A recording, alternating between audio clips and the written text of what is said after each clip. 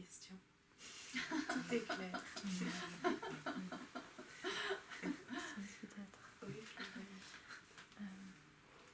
Je voudrais juste partager que du coup, des fois, quand on voit des personnes qui sont pas... Enfin, moi en tout cas, quand je vois des personnes qui sont pas bien, c'est un vrai travail que de ne pas vouloir changer leur état. De ne pas chercher tout de suite à trouver une solution ou tout de suite donner une parole qui va réconforter ou qui va l'aider à voir les choses différemment. Et peut-être si tu as quelque chose à partager aussi par rapport à cette façon d'accueillir vraiment sans vouloir changer dans un premier temps peut-être, pour laisser le changement venir quand ça sera le bon moment en fait. Je suis souvent cette personne. Cette personne qui va pas super bien et du coup j'observe un petit peu ce qui peut se passer autour de moi. Surtout les personnes avec qui je vis et dont je sais qu'elles savent que ça va pas. Et en fait, plus j'ai la chance de vivre dans la communauté, de vivre en communauté, et plus je me rends compte du cadeau effectivement qui m'est fait, de ce que comme tu le décris, des personnes autour de moi en face qui se contentent de savoir que ça va pas terrible.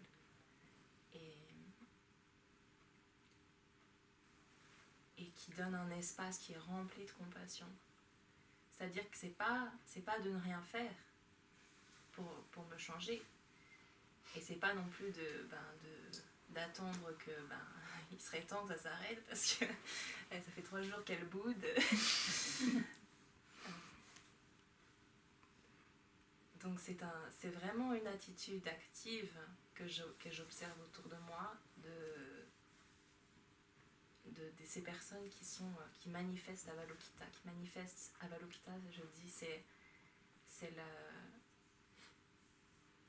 personnification de l'énergie de compassion, de secours. Et plus j'observe et je me laisse baigner par cette capacité qu'ont les sœurs autour de moi en particulier, parce que forcément je vis avec les sœurs, plus je me laisse imprégner de ça, et je fais aussi ma pratique, ma propre pratique de reconnaissance. Et du coup, plus ça me permet aussi au bout d'un moment, d'accepter quand quelqu'un vient me dire quelque chose pour m'aider à voir les choses autrement et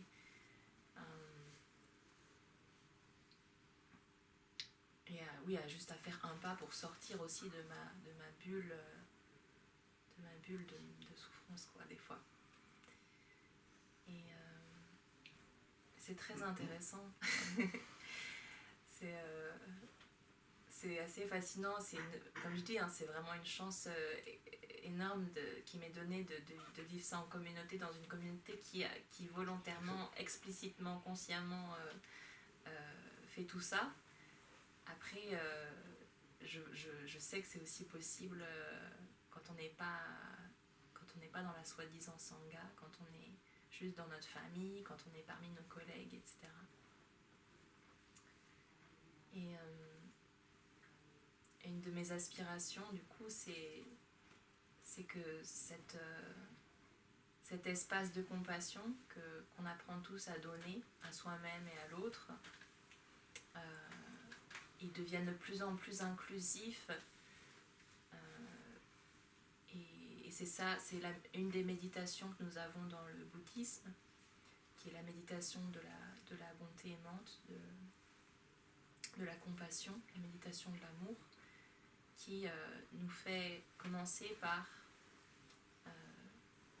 être aimant envers nous-mêmes, souhaiter notre propre bien, et ensuite souhaiter le bien de la personne que nous chérissons, la personne avec qui nous vivons. Ensuite, souhaiter le bien des personnes qui nous sont un peu indifférentes, c'est-à-dire juste qu'on croise au supermarché, ou pour lesquelles on ressent a priori rien de spécial, mais on apprend en fait à aussi aimer, à aussi inclure dans ses souhaits de bien-être. Et on va encore plus loin. Le dernier pas, c'est d'inclure la personne qui nous fait le plus souffrir. Et les gens en fait qui, par exemple les terroristes, ces personnes qui causent la violence, et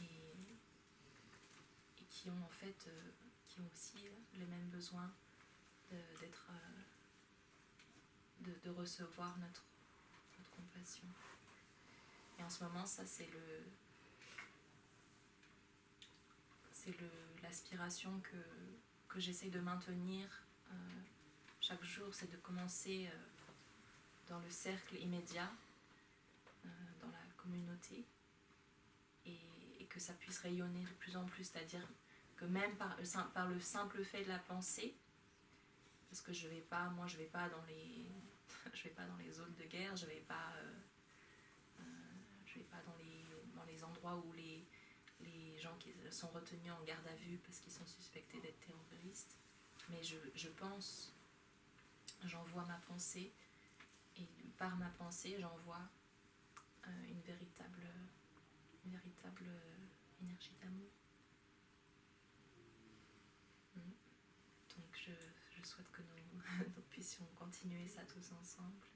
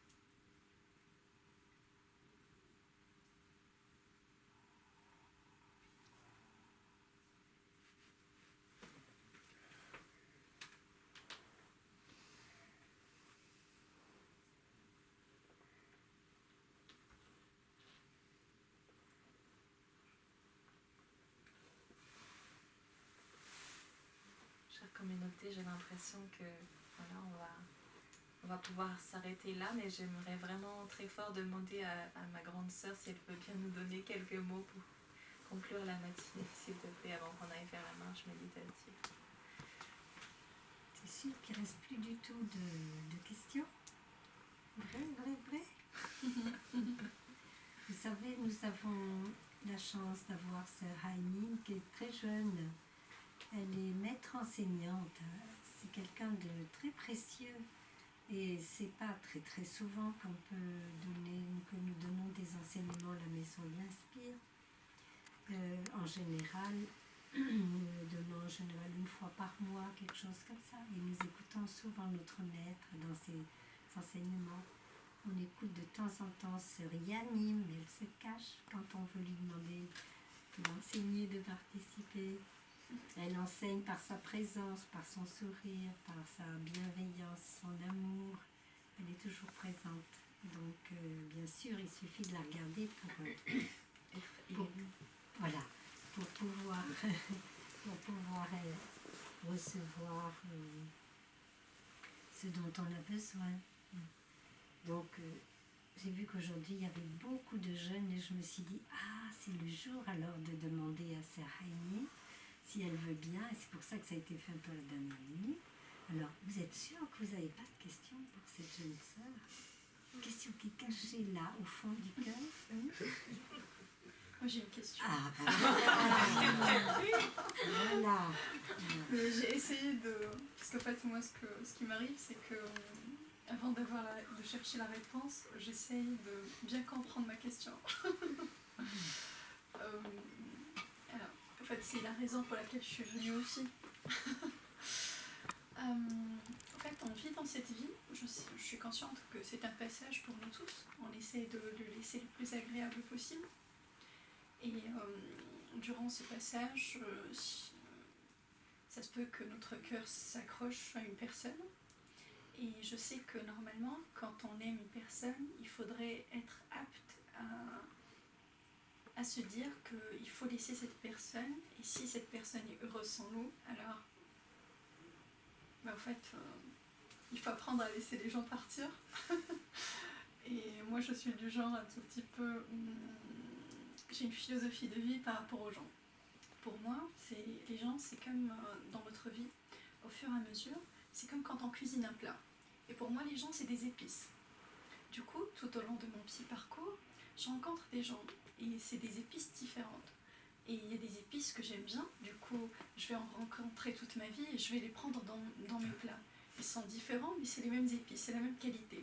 Puis il y en a d'autres qui sont différents, qui vont m'intriguer. Et au fait, je vais les utiliser juste une fois, mais c'est pas qu'ils sont pas bien, c'est juste qu'ils sont pas bien pour mon plat. Et du coup, je continue comme ça dans cette philosophie. Mais ils seront très très bien dans d'autres plats. Et on est végétarien ici. C'est des épices, hein. C'est pas de la viande. Hein. Et des fois, en fait, moi, dans mon parcours de vie, j'ai retrouvé une épice qui m'a beaucoup fait travailler. Et du coup, c'est une épice avec laquelle j'ai du mal à lâcher. Et il faut lâcher. Et ce qui est drôle, c'est que hier, avec Syriac Nim, elle m'a dit une phrase qui m'a beaucoup interpellée. Elle m'a dit, dès qu'on s'est vu, hein, c'était drôle, elle m'a dit, des fois, il faudrait sourire à la pensée et puis la laisser. La laisser sans la rejeter ou la recevoir, juste la laisser. Mais moi, justement, c'est mon grand problème. C'est que moi je suis du genre, je crois, je crée la pensée même et je la reçois et je reste dedans. Et c'est ce qui cause, au fait, on va dire, ma petite souffrance d'aujourd'hui. Sachant que j'ai pas un problème avec la souffrance en soi parce que je sais qu'elle va nous aider à évoluer, mais j'ai du mal à laisser partir une personne aujourd'hui. C'est ça.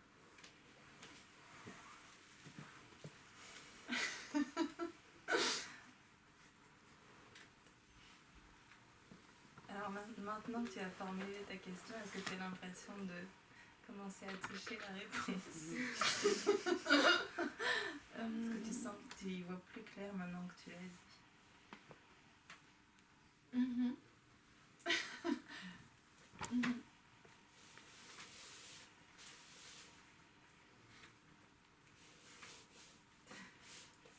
Bon, bah, c'est cool.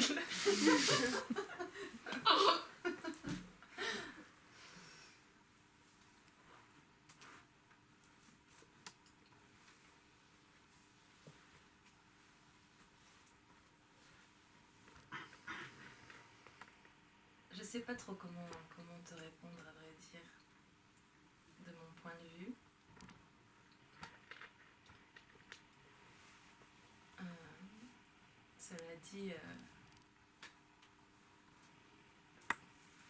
Cela dit,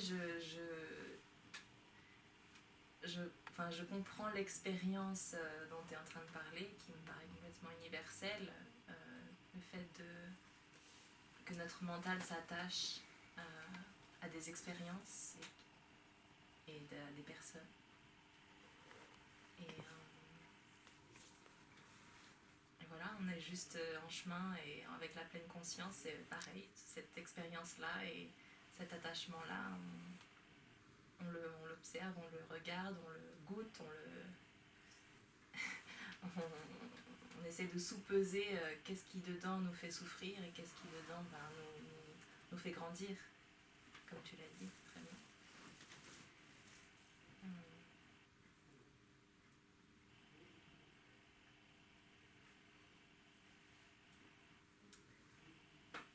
Peut-être la seule piste qui pour moi est importante et que vraiment je m'implique à pratiquer, c'est que l'attachement à une personne, c'est-à-dire la difficulté à la laisser partir et à se trouver heureuse sans elle, sans lui,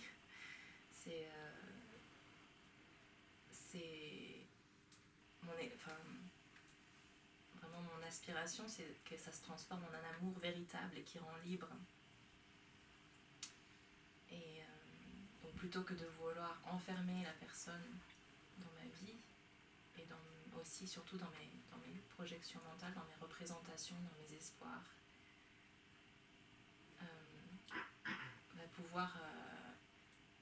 pouvoir m'offrir à moi et offrir à lui, à elle, aussi l'espace d'être et de s'enrichir et de grandir aussi grâce à moi. Et pour l'instant, je trouve ça encore très difficile de faire ça. Mais je vois que quand même je fais des petits pas et que ça marche de temps en temps. C'est-à-dire quand je commence à aimer quelqu'un un peu plus, d'une façon où j'aimerais juste être dans un espace et que le reste du monde n'existe plus tellement avec cette personne-là.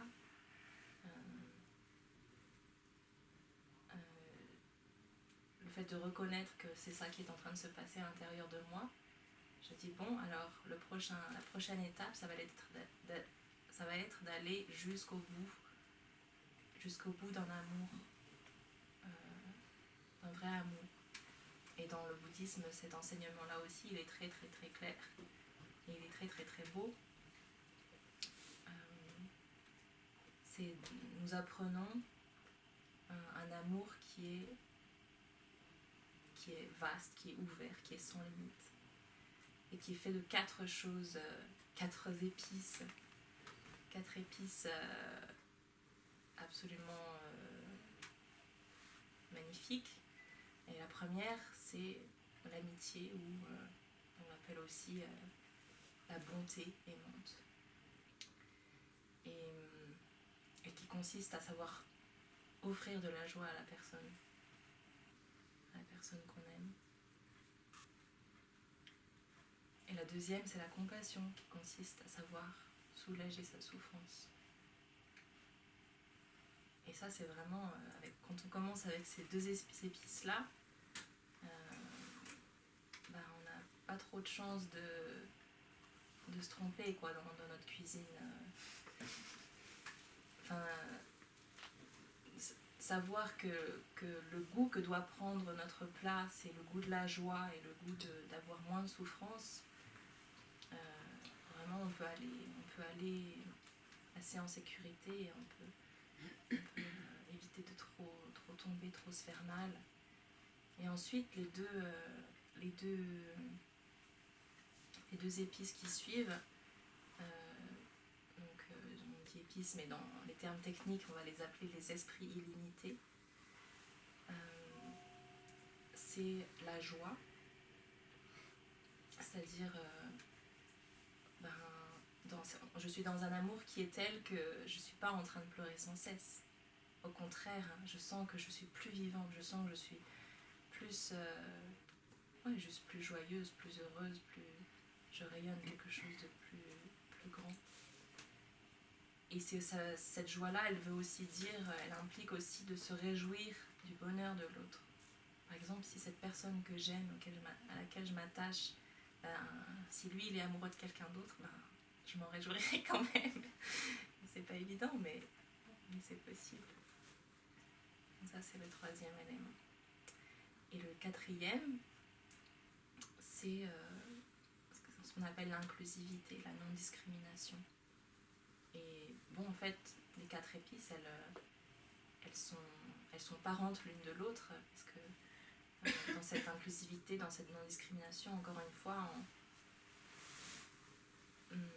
on donne l'espace à la personne d'être qui elle veut être, et on ne va pas réagir en attendant qu'elle soit à mon idée. C'est-à-dire, je peux être bien, je peux être équanime, qu'il soit comme ça ou qu'il soit comme ci, qu'il soit avec moi ou qu'il soit avec quelqu'un d'autre.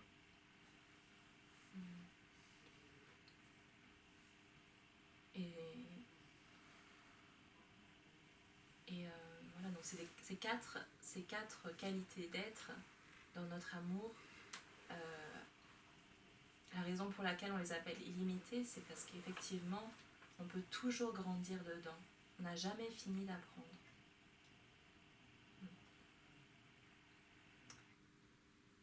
Et Thaï nous a fait un peu des clins d'œil parce que quand on commence à étudier l'amour de cette façon-là, en disant bon, il y a que ces quatre épices, je vais commencer à analyser ma relation pour voir si c'est bon, je suis bien dans les normes, etc. Et en fait, ça c'est juste, pour moi, je regarde de plus en plus comme ça, c'est que c'est juste 4 grandes et belles choses universelles que le Bouddha a vraiment reconnues et vraiment développées. Et c'est pour ça qu'il les a enseignés de cette façon-là, en disant qu'il y en a 4. Mais en fait, évidemment que dans l'amour, il y a encore plein d'autres goûts. Et il y a plein d'autres couleurs. Et celle que Thaï a aussi proposée, c'est la révérence. Il y a cet aspect de la révérence là. Et Thaï a cette phrase qui est la révérence, c'est la nature de mon amour, c'est la révérence. Ça veut dire que je me respecte moi-même de A à Z et je respecte l'autre. Et c'est cette attitude-là aussi que j'ai quand j'aime quelqu'un. C'est-à-dire que c'est pas de la possession, c'est mon bien-aimé, c'est quelqu'un envers lequel je m'incline, par exemple. Et la deuxième autre couleur que Thaï a donnée, c'est la confiance. Donc voilà, avec tout ça, je pense que on peut vraiment se régaler de l'amour véritable. Merci. Merci.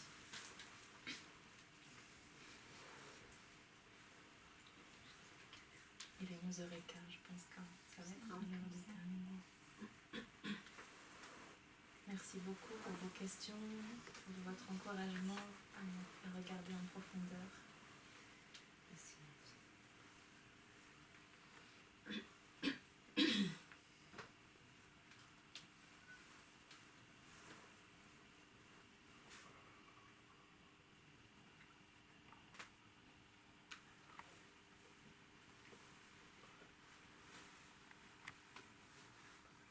Excusez-moi, est-ce que vous pouvez répéter les 4 qualités? Oui, je vais les écrire au tableau, d'accord? Pour faire un peu mon érudit.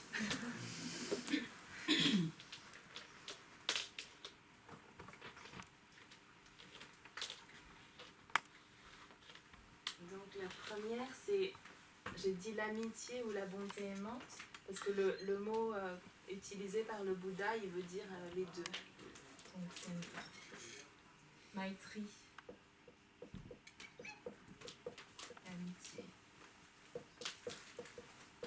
la bonté. Le deuxième, c'est la compassion.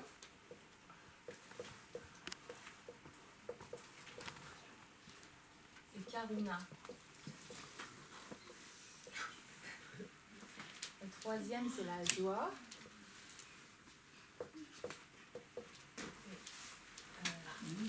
Mudita. Upeksha. C'est la non-discrimination.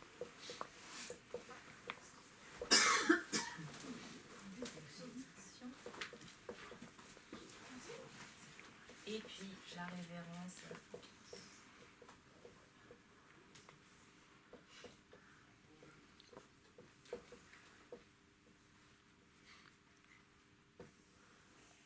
Voilà.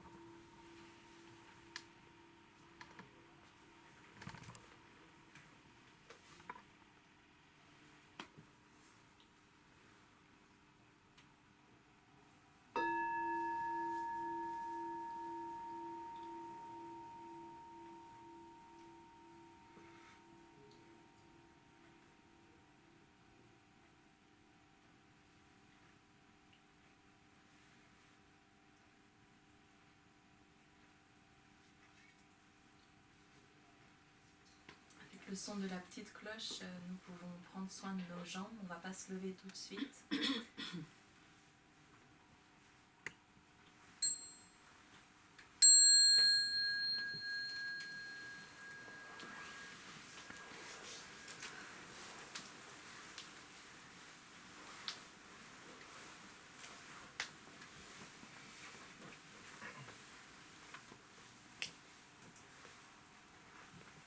Donc pour nos amis qui sont à la maison pour la première fois, nous allons avoir une pause maintenant. Et vous pouvez en profiter pour boire une tasse de thé ici ou prendre un peu l'air dehors. Après, quand la cloche va sonner, on va faire un cercle à l'extérieur et commencer à chanter un petit peu. Et après, ce sera la marche méditative. Donc je pense qu'il y aura quelques explications sur comment faire la marche en pleine conscience.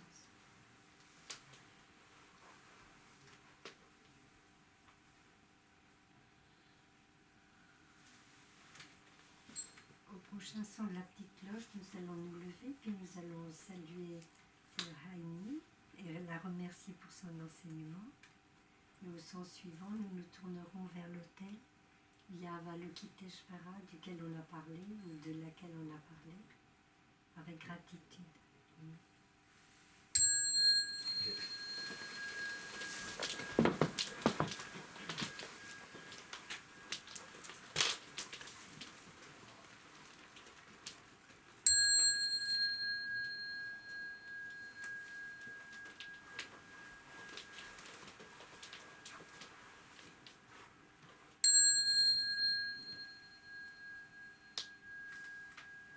Merci beaucoup, chers amis. Nous allons ranger la salle, nous allons remettre en place les tapis et les